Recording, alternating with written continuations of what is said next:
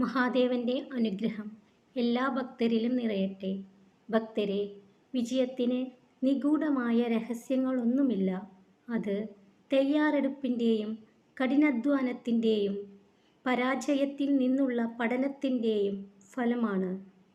ജീവിതത്തിൽ ഭയപ്പെടാൻ വിനിയോഗിക്കുന്ന സമയവും ഊർജവും പ്രവർത്തികൾക്ക് നൽകിയാൽ ഉറപ്പായും നിങ്ങൾക്ക് വിജയിക്കാൻ കഴിയും. തോറ്റുപോകുന്നത് നാണക്കേടാണ് എന്ന ചിന്തയാണ് പലരെയും ഒരു കാര്യം ചെയ്യാൻ തുടങ്ങുന്നതിൽ നിന്ന് പിന്തിരിപ്പിക്കുന്നത്. ഒരിക്കലും ആവശ്യത്തിൽ കൂടുതൽ സത്യസന്ധരാകരുത്. വളവില്ലാത്ത മരമാണ് ആദ്യം മുറിക്കപ്പെടുന്നത്. ഒരു മനുഷ്യൻ അവനവനായിരിക്കുമ്പോൾ മറ്റുള്ളവരാൽ വെറുക്കപ്പെടുകയും മുഖംമൂടി അണിയുമ്പോൾ സ്നേഹിക്കപ്പെടുകയും ചെയ്യുന്നു. ഭൂതകാലത്തിൽ വസിക്കരുത്. വർത്തമാന നിമിഷത്തിൽ മനസ്സിനെ കേന്ദ്രീകരിക്കുക. ഒന്നിനും നിങ്ങളുടെ മനസ്സമാധാനത്തെ കെടുത്താൻ കഴിയാത്ത വിധം ശക്തനായിരിക്കുമെന്ന് സ്വയം ശപഥം ചെയ്യുക. തനിക്ക് വരുന്ന അവസരങ്ങളെ പ്രയോജനപ്പെടുത്താൻ എപ്പോഴും തയ്യാറായിരിക്കുന്ന ആളാണ് അന്തിമമായി വിജയിക്കുന്നത്.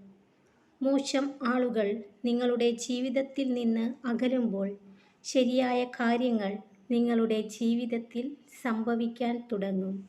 ഭക്തരെ, ഇന്ന് നിങ്ങളെ എന്താണോ ദുഃഖിപ്പിച്ചത് അത് നാളെ നിങ്ങളെ ശക്തനാക്കും.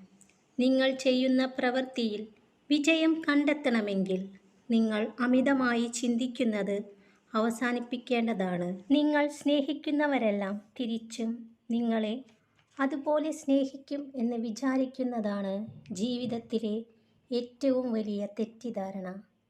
പല പ്രശ്നങ്ങളെയും വലുതാക്കുന്നതും ചെറുതാക്കുന്നതും നിങ്ങളുടെ ചിന്തകളും പ്രവൃത്തികളുമാണ്. ഭക്തരെ, നിങ്ങളുടെ മനസ്സ് ഒരു ചേമ്പില പോലെയാവണം. വന്നു ചേരുന്നതിനെയെല്ലാം ഉള്ളിലേക്ക് കടത്തിവിടാതെ തഴുകിയിറക്കുന്ന ചേമ്പില പോലെ. എല്ലാം എല്ലാവരോടും വിളിച്ചു പറയുന്നവരല്ല. അത് അറിയേണ്ടവരിൽ മാത്രം നിലനിർത്താൻ കഴിവുള്ളവരാണ് വിവേകമുള്ളവർ.